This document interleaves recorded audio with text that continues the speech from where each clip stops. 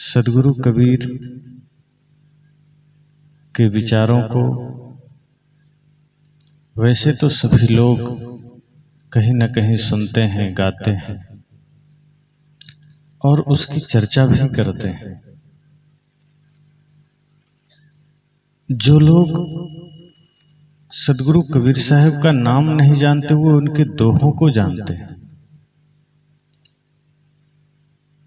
बहुत ऐसे लोग आपको मिल जाएंगे जो सद्गुरु कबीर के बहुत से कल्याणकारी दोहे साखी सुनाते रहेंगे, लेकिन सद्गुरु कबीर को पसंद नहीं करते। और कारण सिर्फ इतना होता है कि सद्गुरु कबीर एक ऐसे संत हैं जिन्हें छुआछूत पसंद नहीं, जिन्हें जातिवाद पसंद नहीं, जिन्हें सांप्रदायवाद पसंद नहीं, मानव मानव में भेद पसंद नहीं, जाति के आधार पर किसी को बड़ा छोटा कहना पसंद नहीं। वे इंसान को सिर्फ इंसान बनाने की बात करते हैं। और जो लोग पहले से जातियों के बंधन में बंधे हैं, संप्रदायों के डोरी में बंधे हैं, उन्हें ये बातें चुभती है। उन्हें सद्गुरु कबीर का ज्ञान खटकता है। जैसे रात्रि के बाद सूर्योदय होता है तो संसार के सभी लोग खुश होते हैं, प्रसन्न होते हैं, लेकिन उल्लू को बड़ा कष्ट होता है। उल्लू परेशान हो जाता है कि अच्छा होता अंधेरा ही होता, सुबह होने की जरूरत नहीं थी, सूर्योदय की आवश्यकता नहीं थी, क्योंकि अंधेरे से बड़ा प्रेम है उल्लुओं को। और जो लोग छुआछूत, जातिवाद, संप्रदायवाद की बात करते हैं, जो उसमें उलझे हैं, वो किसी उल्लू से कम नहीं है। उन्हें भी वही अंधेरा पसंद है। उन्हें सद्गुरु कबीर जैसे महानतम संतों का ज्ञान का सूर्योदय होता है, वो खटकता है। इंसान को इंसानियत की सीख देने वाले विचार जब लोगों के कानों में पड़ते हैं तो कुछ लोग को खटकता है कि हमारी बनाई गई सभ्यताएं, हमारे द्वारा रचे गए जाल टूट रहे हैं। सद्गुरु कबीर जब अपना ज्ञान का हथौड़ा चलाते हैं, जब उनके ज्ञान की अग्नि में सारे कचड़े जलते हैं, संप्रदायों के, जातिवाद के, छुआछूत के, तो स्वाभाविक है जिन्होंने जातिवाद को रचा है, जिन्होंने इसका पोषण किया है, उन्हें कष्ट तो होगा ही। पर समस्या यह है कि आज जो लोग सद्गुरु कबीर को मानते हैं, जो लोग कबीर पंथ में दीक्षा लिए हैं, वे लोग भी सद्गुरु कबीर को पूरी तरह नहीं मानते। वो भी कोई न कोई बाहरी व्रत करते हैं, कोई न कोई पूजा करते हैं, मंदिर जाते हैं, मस्जिद जाते हैं, गंगा स्नान करने जाते हैं और दुनिया भर के बाहरी सारे क्रियाक्रम करते हैं, कर्मकांड करते हैं। सद्गुरु कबीर कहते हैं आपका मन निर्मल है, आपका कर्म पवित्र है, तो आपका हर काम पूजा है, आपका घर मंदिर है। आदमी इस बात को मानने को राजी है। जो दीक्षा लिया हुआ आदमी है वो भी ऐसा नहीं कर पाता। उसको भी जरूरत अगर पड़ेगी तो वो कर्मकांड में ही पड़ जाता है। किसी का शरीर छूट गया तो श्राद्ध पंडित जी से ही करवाएंगे। जन्मदिन है बच्चे का तो सारा कर्मकांड पंडित जी से ही करवाएंगे। अर्थात कहीं न कहीं हमारा मन मस्तिष्क बंधा हुआ है, कहीं न कहीं हमारा मन मस्तिष्क गुलाम है। सद्गुरु कबीर हमें झकझोरते हैं, हिलाते हैं कि जगिए। ये जीवन बड़ा कीमती है। ये जीवन आज है कल रहेगा, इसकी कोई गारंटी तो नहीं है, इसका कोई भरोसा नहीं है। तो जो जीवन इतना क्षणिक है, उस जीवन में किस अंधेरे में दौड़े चले जा रहे हैं, बाहर के किस कर्मकांड में चले जा रहे हैं। उससे अच्छा है कि आप समाज सेवा करें, मानवता की सेवा करें, प्राणी मात्र की सेवा करें। आपके द्वारा कोई ऐसा काम ना हो जो समाज उत्थान में विध्वंस का कारण बन जाए। आपके द्वारा कोई ऐसा काम ना हो जो राष्ट्र निर्माण में बाधक बने। व्यवहारिक दृष्टिकोण से भी आपका कर्म इतना सुंदर हो कि आपका एक एक कर्म राष्ट्र निर्माण में सहायक बने, मानवता के उत्थान में सहायक बने। अपने लिए और समाज के लिए आपका जीवन बाधक न बने। पर आदमी आज भी उन्हीं पुरानी परंपराओं में चल रहा है, अपने स्वार्थ में चल रहा है, अपने कर्मकांड में चल रहा है। सदगुरु कबीर के विचारों को हम सुनते हैं, पढ़ते हैं, गले में माला भी धारण करते हैं, और उधर सारा कर्मकांड साथ साथ में चलता है। कितने ऐसे लोग हैं जो गुरु संतों से दीक्षा ले लेते हैं और तंबाकू भी खाते रहते हैं। गुरु जी कह दिए कि तुम नशा छोड़ दो, सामने खैनी का डिब्बा फेंक दिया और 2 दिन बाद फिर दूसरा डिब्बा खरीद के खाना शुरू कर दिया। तो पहले थोड़ा दिखा के खाता था, अब चुपके से खाना शुरू कर दिया। उसे लगता है कोई देख नहीं रहा है, लेकिन उसका अंतर्मन उसे धिक्कार रहा है कि तुम कर क्या रहे हो, तुम किस मार्ग पर चले जा रहे हो। ना तुम्हारा तन स्वच्छ है, ना तुम्हारा मन स्वच्छ है, ना तुम्हारा कर्म स्वच्छ है। फिर ऐसे विचार को सिर्फ रटने से क्या होगा। हम दीक्षा लेते हैं, कई संतजन, कई गुरुजन हमें नाम भेद भी दे देते हैं, नाम दान दे देते हैं। कोई कहते हैं सतनाम रटो, कोई कहते हैं जय गुरुदेव रटो, जैसे अन्य मतपंथ में चलता है। कोई ओम नमः शिवाय का मंत्र दे दिया, कोई जय हनुमान का मंत्र दे दिया, कोई ओम नमो भगवते वासुदेवाय का मंत्र दे दिया। ऐसे ही हम गुरु से कोई मंत्र ले लेते हैं और सोचते हैं अब चाहे जितना पाप करें काम बन जाएगा। मंत्र जप लेंगे, जितना देर जपेंगे उतना देर में सारा मामला फिट हो जाएगा। एक आदमी को मैं देखा, वो कॉपी में राम नाम लिख रहा था, राम राम, लगभग 2-4 कॉपियां भर चुका था। उसने कहा अब तक मैं 2 लाख बार राम नाम लिख चुका हूं। मैं कहा कॉपी में तो आप राम राम लिख रहे हैं, लेकिन क्या आपके आचरण में राम राम है? क्या आपके विचारों में राम राम है? क्या आपके जीवन दर्शन में राम राम है? अगर सिर्फ वो राम का शब्द आपने कॉपी में लिखा है और आपके मन मस्तिष्क में रावण बैठा है, तो वो राम राम लिखना फिर बहुत बेकार की बात है। कॉपी खराब कर रहे हैं और समय भी खराब कर रहे हैं। और इसका प्रमाण यह है कि शब्दों में मात्र राम राम है और आपके मन मस्तिष्क में रावण है। इसका प्रमाण यह है कि आप अपने माता पिता का अनादर जरूर करते होंगे, पड़ोसियों से झगड़ा जरूर करते होंगे और मांस मछली तो खाते ही होंगे। और जो आदमी मांस मछली खा रहा है, जो आदमी नशा कर रहा है, जो आदमी भाई से झगड़ा कर रहा है, जो आदमी समाज के लिए आतंक फैला रहा है, वो कभी भी राम राम लिख करके मुक्ति नहीं पा सकता। वो तो फिर रावण ही बना बैठा है। सदगुरु कबीर के ज्ञान को हम सुनते हैं, दीक्षा लेते हैं, लेकिन हमारे जीवन में भी क्या बदलाव आता है। एक कर्मकांड पंडितों का चलता है, हम भी वही कर्मकांड में लग जाते हैं। वो वेद मंत्र पढ़ के यज्ञ करता है, हम बीजक पढ़ के यज्ञ करना शुरू कर देते हैं। अंतर कुछ भी नहीं होता। असली बात यह है कि हम कौन सा यज्ञ करें, असली यज्ञ कौन सा है। आज बहुत से लोग कोशिश करते हैं कि गुरुजी हमारे घर में थोड़ा यज्ञ कर दीजिए, कबीरपंथी लोग थोड़ा हवन कर दीजिए,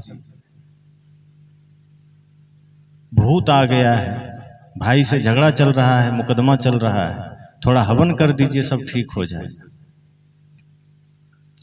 मन का भ्रम यज्ञ करने से, हवन करने से कैसे ठीक होगा। भाई से झगड़ा हुआ है आपकी मूर्खता के कारण, हवन करने से कैसे ठीक होगा। पड़ोसी से झगड़ा हुआ है स्वार्थ और अहंकार के कारण, हवन करने से कैसे ठीक होगा। झगड़े मिटाने हैं तो मन को पवित्र करना होगा। मन की पवित्रता सबसे बड़ा यज्ञ है, सबसे बड़ा हवन है। मन की निर्मलता सबसे बड़ा तीर्थ है, सबसे बड़ा यज्ञ है। सदगुरु कबीर के विचारों को अगर आप सुनते हैं, सदगुरु कबीर की परंपरा में अगर आप माला दीक्षा लेते हैं, तो सबसे पहली कसौटी हो कि आपका व्यवहारिक जीवन निर्मल हो जाए, अर्थात आपका तन मन निर्मल हो जाए। और ये तब होगा जब निरंतर आप विचारों से जुड़ेंगे। 2 घंटे सत्संग सुनते हैं, बाकी समय घर में जाके फिल्मी गीत सुनते हैं, फिल्म देखते हैं, न्यूज देखते हैं, सीरियल देखते हैं, एक दूसरे के प्रति ईर्ष्या द्वेष का भाव रखते हैं। बाकी समय आप दुनियादारी को ग्रहण कर रहे हैं, 2 घंटा सत्संग ग्रहण कर रहे हैं, कोई परिवर्तन नहीं होगा। और कई लोग तो कहते हैं क्या करें, हम तो काफी दिन से दीक्षा लिए हैं, जीवन में दुख मिटता ही नहीं, गुरुजी में शक्ति नहीं। गुरुजी में शक्ति नहीं है, यह मामला नहीं है। मामला है कि हमारी भक्ति कमजोर है, हमने स्वार्थ वाली भक्ति की है, हमने कामना वाली भक्ति की है। हम माला लिए नहीं कि पहले ही गुरुजी के सामने आंचल फैला देते हैं कि बेटे को नौकरी और पोता मैट्रिक में पास हो जाए, घर 2 मंजिला बन जाए, गाड़ी खड़ी हो जाए। ये सांसारिक कामनाओं को लेकर हम पहले ही आंचल फैला देते हैं। गुरु से कुछ मांगना है तो भक्ति मांगिए, मुक्ति का संदेश मांगिए, मन की निर्मलता के सूत्र मांगिए। माता शबरी ने भी राम जी से कहा था कि प्रभु मुझे सिर्फ भक्ति का ज्ञान दीजिए। राम जी ने कोशिश किया धन दौलत देने की, लेकिन माता शबरी ने कहा वो तो आएंगे जाएंगे, मिटेंगे छूटेंगे। ये तन जिसके लिए मैं धन ले लूं, ये तन जिसके लिए मैं महल ले लूं, वो तन ही सुरक्षित नहीं है, ये तन ही मिट जाएगा, ये शरीर ही आग के हवाले हो जाएगा। मैं इसके लिए क्या मांगू? इसलिए हे प्रभु देना तो क्या देना? इतनी शक्ति हमें देना दाता, मन का विश्वास कमजोर होना। हम चले नेक रास्ते पे, हमसे भूल कर भी कोई भूल होना। इतनी शक्ति हमें देना दाता, मन का विश्वास कमजोर होना। गुरु से कुछ मांगिए तो ये मांगिए कि हे प्रभु, हे सदगुरु, ऐसी भक्ति दीजिए, ऐसी शक्ति दीजिए कि मन का विश्वास कमजोर ना हो। हम सदैव सत्य के राह पर चले, हम सदैव नेक राह पर चले, हम सदैव ज्ञान के मार्ग पर चले और सबके प्रति प्रेम करुणा का भाव रखें। मनसा वाचा कर्मणा जीवन पवित्र हो, कोई अभक्ष्य भोजन ना हो, कोई नशा का सेवन ना हो। तो जब हम गुरु से दीक्षा लेते हैं, जब इन सारे संकल्पों के साथ हम अपने जीवन में परिवर्तन लाते हैं, तो समझ जाइए कि आप जहां हैं वहीं सत्संग है। फिर आप खेत में हैं तो भी सत्संग है, फिर आप बाजार में हैं तो भी सत्संग है। और यदि आप ऐसा नहीं कर पाते हैं तो आप सत्संग में बैठने के बाद भी आप बाजार में हैं, सत्संग में नहीं है। अब आप सब सोचिए कि ऐसे दिव्य अवसर पर आप कहां बैठे हैं? आपका तन भी सत्संग में बैठा है या मन भी बैठा है? सत्संग में आप बैठे हैं, सत्संग आप में कितना बैठता है, ये आपको भी सोचना है, आपको विचारना है कि यहां से जाने के बाद अगर सास बहू के बीच अनबन है वो ठीक हो जाए, भाई भाई के बीच विवाद है वो ठीक हो जाए। गुरु संतों से हम यही तो सीखते हैं, पर हम साइड भक्ति हम साइड में कर दिए, भक्ति को सत्संग को हमने क्रिया बना दिया। ये हमारी स्थिति ना बन सकी।